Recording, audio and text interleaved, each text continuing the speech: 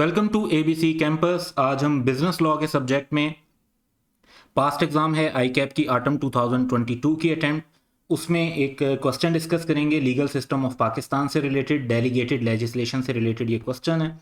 Question ये है कि briefly discuss delegated legislation and state any two advantages and two disadvantages of delegated legislation. Also describe how control is exercised over delegated legislation. तो in short delegated legislation से related हर चीज़ 5 marks के इस question में पूछ ली गई है। अगर हम नोटिस करें कि रिक्वायरमेंट में क्या मीट करना है, तो हमें डेलीगेटेड लेजिस्लेशन को डिस्कस करना है, यानी इसकी नेचर क्या होती है, 2 एडवांटेजेस बताने हैं, ये सेकंड रिक्वायरमेंट है। 2 डिसएडवांटेजेस बताने हैं, ये थर्ड रिक्वायरमेंट है। और इस पर कंट्रोल कैसे एक्सरसाइज किया जाता है, ये फोर्थ रिक्वायरमेंट है। तो हमारे आंसर में ये 4 चीज़ें रिफ्लेक्ट होनी चाहिए फॉर 5 मार्क्स। तो ये थोड़ा सा उस लिहाज से कह सकते हैं कि थोड़ा लेंथी आंसर इसका बनेगा, लेकिन आप जो सेंटेंसेज हैं उनको कंसाइज करके भी लिख सकते हैं। ज़रूरी नहीं कि उतनी ही डिटेल में लिखें जिस तरह से स्टडी टेक्स्ट में लिखा हुआ है या जैसे अभी हम आपके साथ शेयर करेंगे। तो सबसे पहले हमें डेलीगेटेड लेजिस्लेशन होता क्या है ये बताना है। In delegated legislation power is given to an executive, जो कि एक मिनिस्टर या पब्लिक बॉडी होती है, और वो स्पेसिफाइड पर्पजेस के लिए लॉ बनाते हैं। जैसे लोकल अथॉरिटीज़ को पावर दे दी जाती है कि वो खास लोकेलिटी के लिए बाय लॉज बना लें, या एफबीआर जो है वो टैक्स के रूल्स वगैरह बना लेता है, और एससीसीपी को भी पावर दी गई है कि वो रूल्स एंड रेगुलेशन बनाते हैं कंपनी से रिलेटेड मामलात के।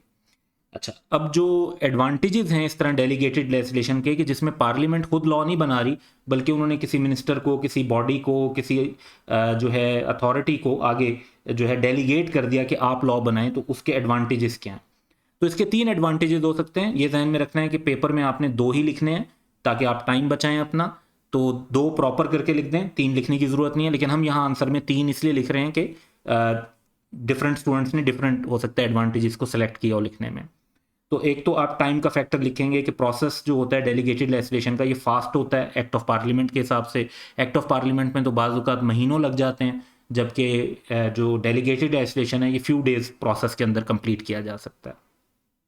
दूसरी चीज़ है एक्सपर्ट ओपिनियन, क्योंकि डेलीगेटेड लेजिस्लेशन जैसे टैक्स लॉ है या आई कैप के बाय लॉज हैं, तो ये इसमें अगर आई कैप की काउंसिल बनाती है तो वो देखें वो रेलिवेंट एक्सपर्ट्स हैं जो उस प्रोफेशन को डील कर रहे हैं, उसकी कमर्शियल, उसके प्रोफेशनल, उसकी कंसल्टेटिव जो एंगल्स हैं उनको वो अंडरस्टैंड करते हैं। सो एक्सपर्ट ओपिनियन इन्वॉल्व हो जाती है, तो उससे एक बेहतर वर्केबल जो है कह लें कि लॉ हमारे सामने आता है।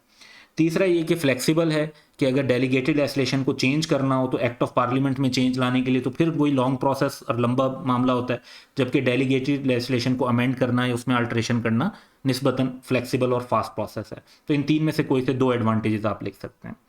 अब डिसएडवांटेजेस की बात करें तो 2 कॉमन डिसएडवांटेजेस जो डेलीगेटेड लेजिस्लेशन के होते हैं।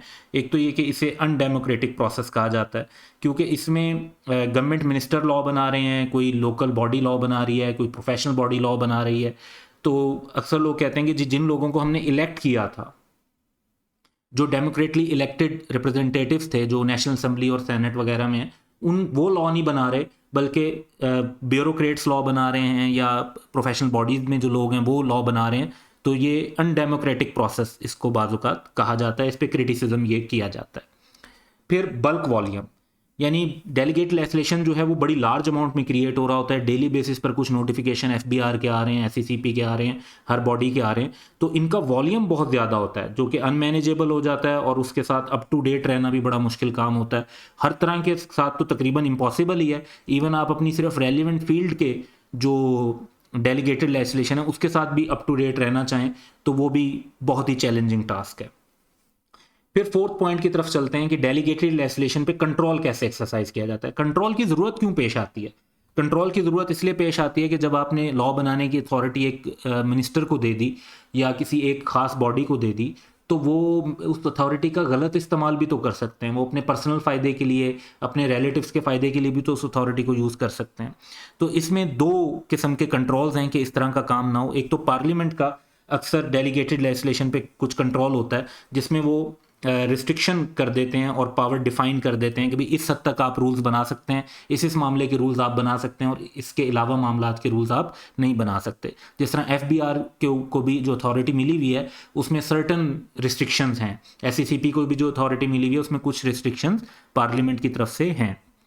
दूसरी बात ये कि जो ये रूल्स डेलीगेटेड लेजिस्लेशन में बनाए जाते हैं इनको कोर्ट्स में चैलेंज किया जा सकता है, और इस ग्राउंड पे किया जा सकता है कि अल्ट्रा वायर्स हैं। अल्ट्रा वायर्स का मतलब ये होता है कि आउटसाइड द अथॉरिटी, यानी एक बंदे ने अपनी अथॉरिटी से एक्सीड किया है, अपनी लिमिट से एक्सीड किया है, या जो प्रॉपर प्रोसीजर फॉलो करना था उसकी ड्यू कंप्लायंस नहीं की, एक नोटिफिकेशन देना चाहिए था, उस पर लोगों के कमेंट्स लेने चाहिए थे, अगर वो नहीं लिया और उसके बगैर उसको अनाउंस कर दिया है तो कोर्ट फिर उसको वॉइड डिक्लेयर कर देंगी।